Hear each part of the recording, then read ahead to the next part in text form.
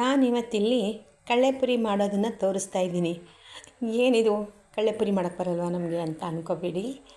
ವಿಶೇಷವಾಗಿ ಏನೇನೆಲ್ಲ ಹಾಕಿದ್ದೀನಿ ಅಂತ ತೋರಿಸ್ತೀನಿ. ಬನ್ನಿ ನೋಡ್ಕೊಂಬರೋಣ. ಆತ್ಮೀಯ ವೀಕ್ಷಕರೇ, ನಿಮ್ಮ ಪ್ರೀತಿಯ ನಮ್ಮ ಮಕ್ಕಳು ಬ್ಲಾಗ್ಸ್ಗೆ ಸ್ವಾಗತ. ನಾನಿವತ್ತಿಲ್ಲಿ ಕಳ್ಳೆಪುರಿ ಮಾಡೋದಕ್ಕೆ ಕ್ಯಾರೆಟು, ಕ್ಯಾಪ್ಸಿಕಮ್ಮು, ಈರುಳ್ಳಿ,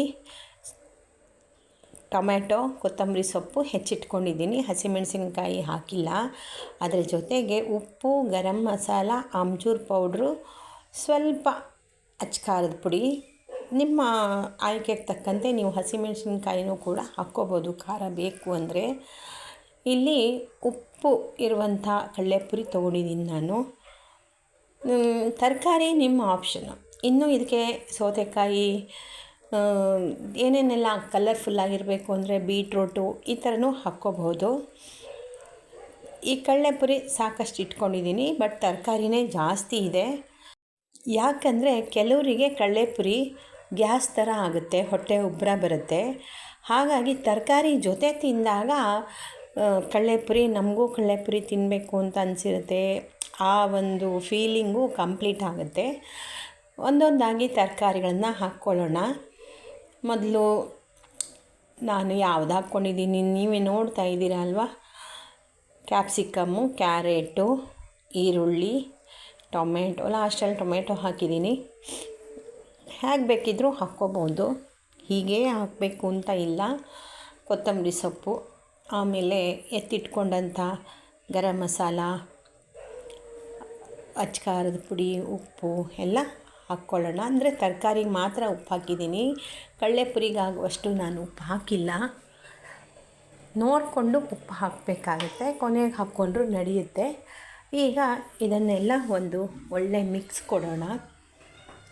ಚೆನ್ನಾಗಿ ಒಂದಕ್ಕೊಂದು ಕಲಿಬೇಕು, ಬೆರಿಬೇಕು.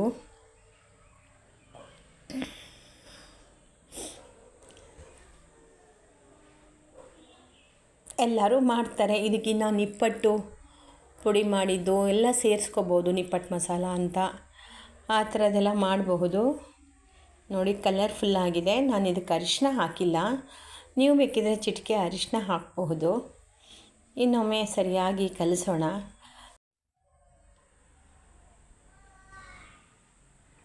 ನಾನು ಅದಕ್ಕೆ ಇನ್ನೊಂದು ಐಟಮ್ ಹೇಳಲಿಲ್ಲ, ಮಿಕ್ಸರ್ ಕೂಡ ನಾನು ಇಟ್ಕೊಂಡಿದ್ದೀನಿ.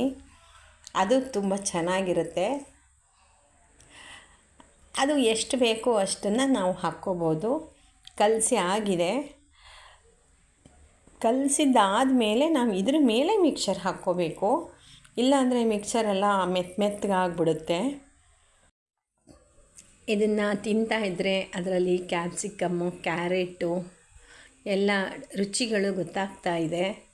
ತುಂಬ ಚೆನ್ನಾಗಿತ್ತು ವೀಕ್ಷಕರೇ ಇದು ಮಾಡಿದ್ದು.